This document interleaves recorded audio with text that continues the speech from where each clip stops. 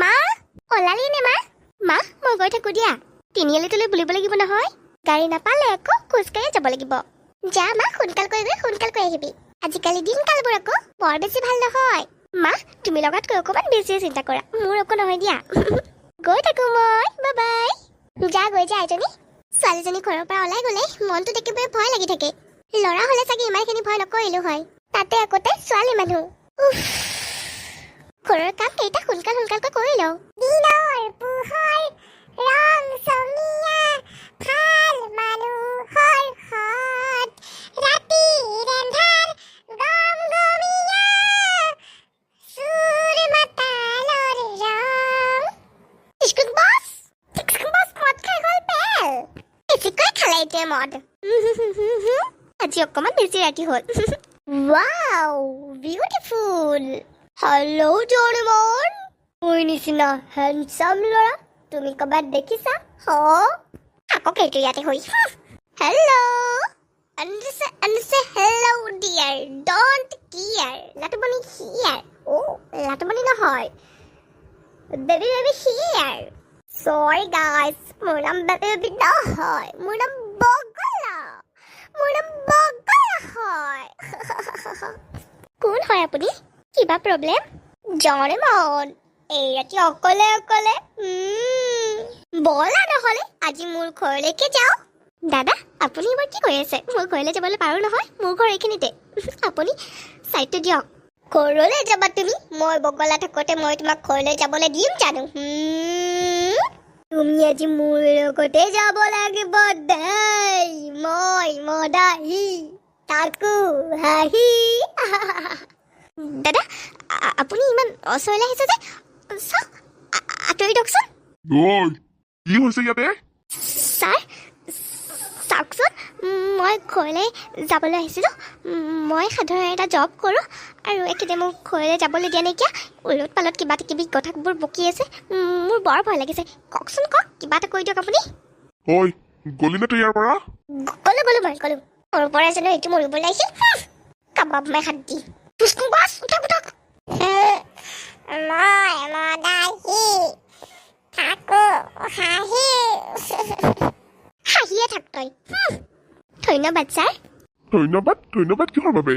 আপুনি মোৰ আত্মসন্মানখিনিক ৰক্ষা কৰাৰ বাবে আমি এই খাকী পোচাকযোৰ পিন্ধিছো কি কৰিবলৈ আপোনালোকক সুৰক্ষা দিবলৈ এইটো পিন্ধিছো হ'লেও ছাৰ আজিৰ যুগত নিজৰ স্বাৰ্থ পূৰণ নোহোৱাকৈ কোনেও কাৰো সহায় নকৰে আপুনি মানৱীয়তাৰ ৰূপ দেখাই আজি মোক সহায় কৰিছে সেইবাবে আপোনাক বহুত বেছি ধন্যবাদ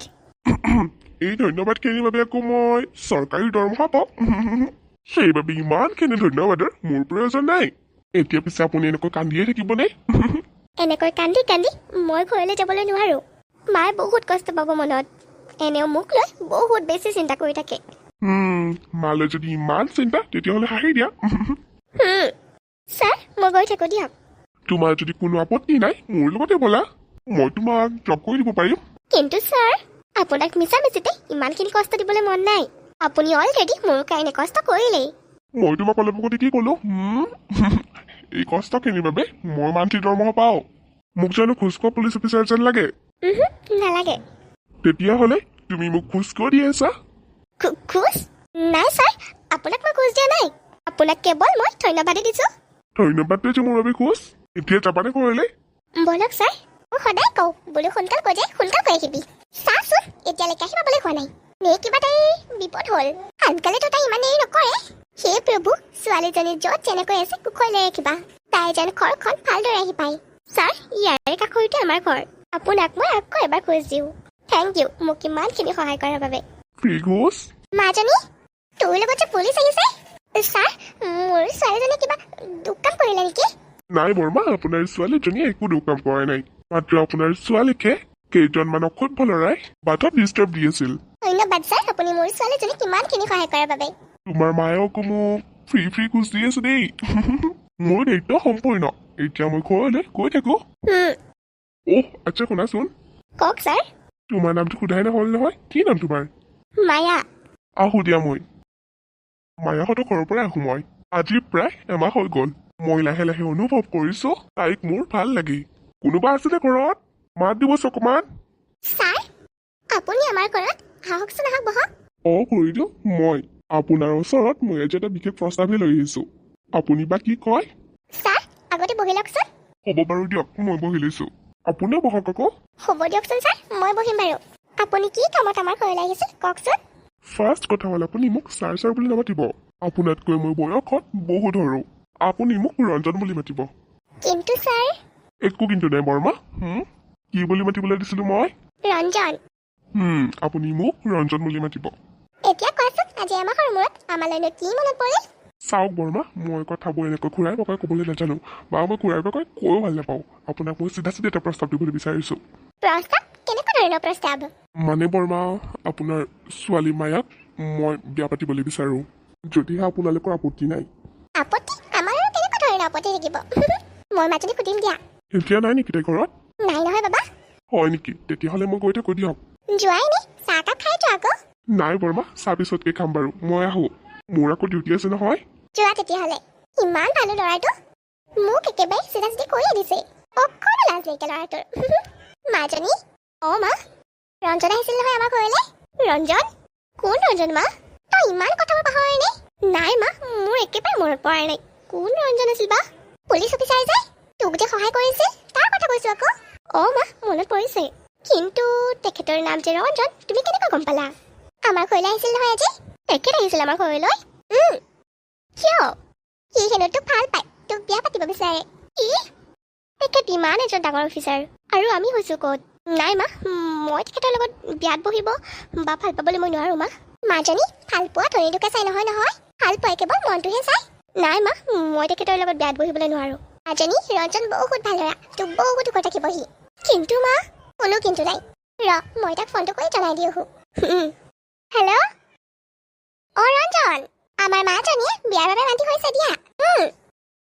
হয় নেকি দিয়া তেতিয়াহ'লে তুমি ডিউটি কৰা মাজনী মই ক'লো দেই মায়ে ঠিকে কৈছে ৰঞ্জন ল'ৰাটো বেয়া নহয় ভাল মোক বহুত মৰম কৰিব ছোৱালীজনী যি ভাজে এইখন ঘৰৰ পৰা ওলাই গ'ল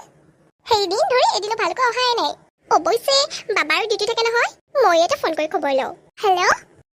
মাজনী শুনিছনে তই হেল্ল' তই এফালে আছনে মা হেৰা অফিচ যাবলৈ ওলালা ওলালোঁ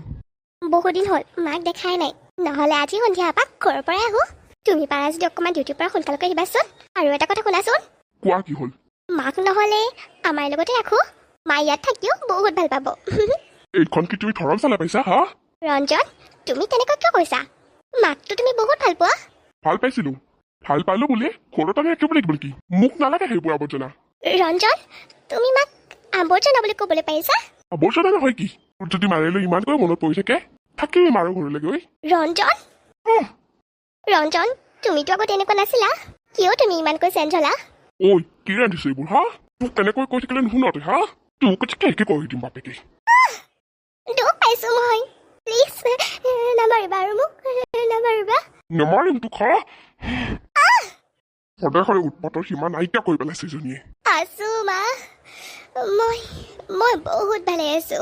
ৰঞ্জনে মোক বহুত মৰম কৰে মা তুমি চিন্তা কৰি নাথাকিবা এতিয়া ফোনটো ৰাখো দিয়া তোমাৰ জোৱাই আহিছে শুনচোন মা তুমি মোক ক্ষমা কৰি দিবা ঐ তোক কি এতিয়া বহি বহি খাবলৈ আনিছিলো মই হা ভাত হ'লে নাই ৰঞ্জন মোৰ আজি গাটো খুব বেয়া নোপোৱা যদি আজি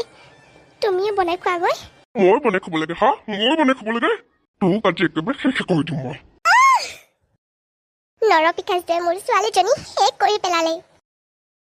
জীয়াই খাই পেলালে তাইক আজি সকলোৱে কয় আমি স্বাধীন দেশৰ মানুহ কিন্তু এজনী নাৰী জানো এই পৃথিৱীত স্বাধীন এজনী নাৰীয়ে নিজৰ ওপৰত হোৱা অন্যায়ৰ বিৰুদ্ধে মাত মাতিবই নোৱাৰিলে তেন্তে এই স্বাধীনতা কাৰ বাবে পতাকাখন আজিও স্বাধীনৰ প্ৰতীক কিন্তু নাৰী জানো সঁচাই স্বাধীন মোৰ ছোৱালীজনী আৰু কেতিয়াও ঘূৰি নাহে কিন্তু এই নাৰীক স্বাধীনভাৱে জীয়াই থকাৰ অধিকাৰ কোনে দিব পাৰিব ধন্যবাদ সকলোৱে ভালে থাকক